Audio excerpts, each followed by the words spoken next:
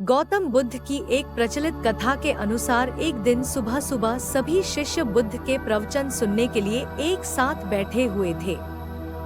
कुछ देर बाद बुद्ध अपने साथ एक रस्सी लेकर आए। तथागत के हाथ में रस्सी देखकर सभी शिष्यों को हैरानी हुई। बुद्ध अपने आसन पर बैठे और उन्होंने रस्सी में एक के बाद एक 3 गांठ बांध दी। इसके बाद उन्होंने शिष्यों से पूछा कि क्या ये वही रस्सी है जो गांठ बांधने से पहले थी। इस प्रश्न के जवाब में एक शिष्य ने कहा कि तथागत, इसका उत्तर थोड़ा मुश्किल है।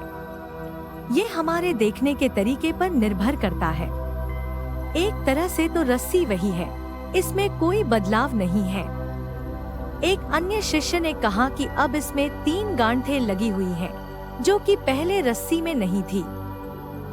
इसे बदला हुआ भी कह सकते हैं।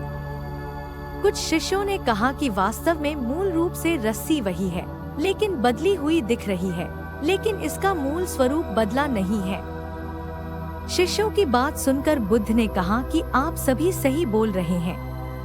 अब मैं इन गांठों को खोल देता हूँ। ये बोलकर बुद्ध रस्सी के दोनों सिरों को खींचने लगे। बुद्ध ने पूछा कि क्या इस प्रकार रस्सी की गांठें खुल जाएंगी? सभी शिष्यों ने कहा कि नहीं, ऐसा करने से तो गांठें और ज्यादा कस जाएंगी। इन्हें खोलना और मुश्किल हो जाएगा। बुद्ध ने कहा कि ठीक है, अब एक अंतिम प्रश्न, इन गांठों को खोलने के लिए हमें क्या करना होगा?